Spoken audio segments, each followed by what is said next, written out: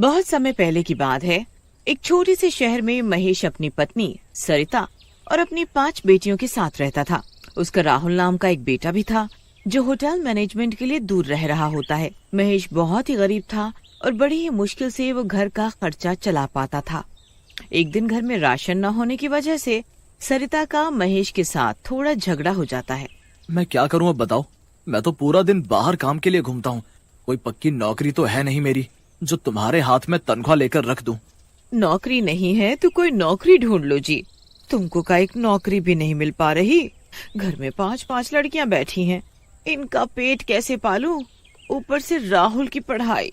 इनकी चिंता मुझे भी है, पर तुम मेरी परेशानी कहाँ समझती हो। तुम्हें तो बस अपनी बात बोलनी होती है। क्यों लड़ रहे हो आप दोनों? प्लीज लड़ाई मत करो ना। हमें भूख नहीं लगी है। हाँ, सच में हमें भूख नहीं लगी है माँ। बस आप दोनों लड़ाई मत करो। 5 बेटियों को ये सब देख बड़ा बुरा लगता है।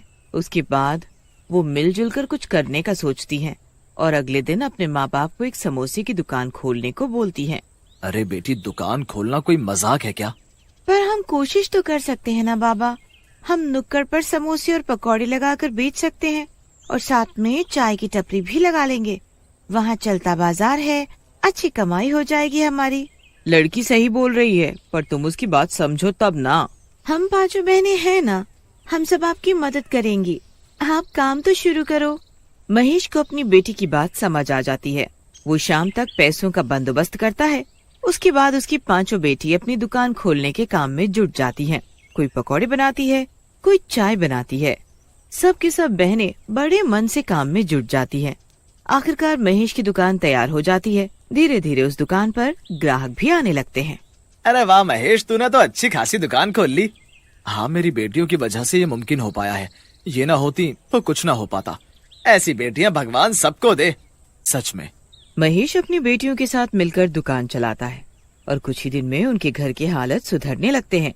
उसके बाद वो राहुल की पढ़ाई के पैसे इकट्ठे करके उसे भेज देते हैं ताकि वो आगे की पढ़ाई अच्छे से कर सके। सब बहुत अच्छे से चल रहा होता है। सब खुशी खुशी रह रहे होते हैं। पर एक दिन एक बहुत बड़ा हादसा हो जाता है। एक दिन जब महेश की तबीयत कुछ ठीक नहीं होती तो वो दुकान पर नहीं जा पाता। बस उसकी बेटियां ही दुकान पर जाकर चाय समोसे बनाने और बेचने का काम करने लगती हैं। उस दिन दुकान पर काफी भीड़ होती है क्योंकि उस दिन दशहरा होता है।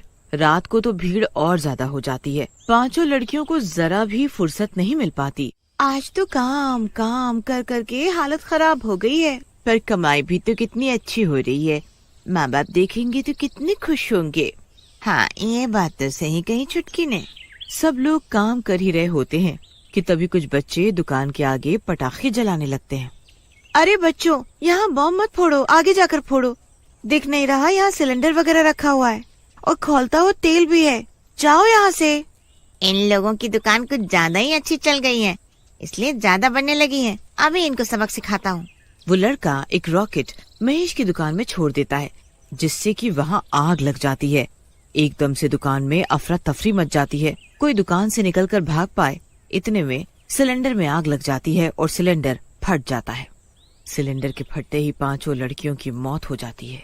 जल्दी से लोग महेश के घर जाकर उसे बुला कर लाते हैं, पर तब तक सब कुछ खत्म हो चुका था। उसकी दुकान भी और उसकी बेटियां भी। हाय, मेरा सब बर्बाद हो गया। मेरी सारी बेटियां मुझे छोड़कर चली गई। भगवान, अभी तो हमारी जिंदगी में खुशियां आनी शुरू हुई थी और एक ही झटके में तुमने हमसे सब कुछ छीन लिया। हे भगवान, ये क्या हो गया? बेचारे मियाँ बीवी के साथ बहुत ही बुरा हुआ है। इतनी गरीबी की जिंदगी जी रहे थे। इतने दिनों बाद लड़कियों की वजह से अच्छा कमाने लगे थे, पर पता नहीं किसकी बुरी नजर लग गई। जाने क्या होगा अब इनका। महेश और सरिता अपनी फूटी किस्मत को लेकर रोते रहते हैं। सब कुछ बर्बाद हो चुका होता है और उसके साथ उनके घर की हालत फिर से पहले जैसे हो जाते हैं। उस रात जब महेश और सरिता सो रहे होते हैं तो उनके घर उनकी 5 चुड़ैल बेटियां वापस आ जाती हैं। उनके घर के हालात उनको वहाँ वापस खींच लाते हैं। वो चुड़ैल होती हैं, पर उनके अंदर अभी भी बेटियों वाला प्यार होता है और वो अपने माँ बाप की ऐसी हालत देख नहीं पाती। हमें अब अपने माँ बाप की सारी तकलीफों को दूर करना होगा। पर कैसे दीदी? जैसे पहले करते थे, बिल्कुल वैसे। चलो पहले घर का सारा काम करते हैं। पांचों चुड़ैल बेटियां मिलकर कामों में जुट जाती हैं। पूरी रात पांचों चुड़ैल बेटियां अपने अपने काम में लगी रहती हैं और सुबह का सूरज निकलने से पहले ही सारे काम निपटा देती हैं। सुबह होने पर जब महेश और सरिता उठते हैं तो घर को इतना चमकता हुआ देखकर बड़े हैरान होते हैं। ये घर तो कल रात तक इतना गंदा पड़ा था, ये इतना साफ कैसे हो गया? ये सब किसने किया आखिर जी? सरिता रसोई में जाती है तो वहाँ ढेर सारा खाना बना रखा होता है और उसके साथ ही समोसे और पकौड़े भी। साथ में बर्तन भी एकदम चमाचम चमक रहे होते हैं।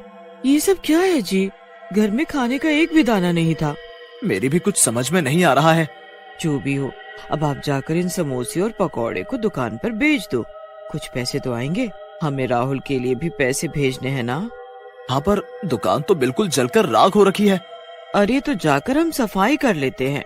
सरिता और महेश दुकान पर समोसे और पकौड़े लेकर जाते हैं तो वहाँ दुकान को चमचमाता देख हैरान हो जाते हैं। आखिर ये कौन है जो हमारी इतनी मदद कर रहा है? जो भी है भगवान उसका भला करे, उसे खुशियाँ दे। सरिता और महेश मिलकर दुकान पर समोसे और पकौड़े बेचने लगते हैं। पहले तो लोग आने में थोड़ा झिझकते हैं क्योंकि उनको तो महेश की बेटी के हाथ के ही पकौड़े पसंद होते हैं। पर फिर धीरे धीरे करके कुछ लोग पकौड़े ले जाते हैं और समोसे भी खाते हैं। रोज सरिता और महेश को अपनी रसोई में पकौड़े और समोसे बने रखे मिलने लगते हैं और ऊपर से उनके घर का काम भी रातों रात कोई कर जाता है। फिर एक दिन उनका एक पड़ोसी भी जब वहाँ खड़े होकर समोसे का स्वाद ले रहा होता है तो अचानक बोल पड़ता है। बड़ी अजीब बात है महेश, एकदम वही स्वाद है जैसे तुम्हारी बेटी बनाती थी। मुझे लगा नहीं था कि तुम बिल्कुल तुम्हारी बेटी जैसे समोसे और पकौड़े बना सकते हो। क्या मेरी बेटी जैसे? सरिता जरा खाकर तो देखे हम भी कि कैसा स्वाद है इनका। महेश और सरिता जब पकौड़े और समोसा खाकर देखते हैं तो उनकी आंखें खुली की खुली रह जाती हैं। ये स्वाद तो बिल्कुल वैसा है। इसका मतलब हमारी बेटी ने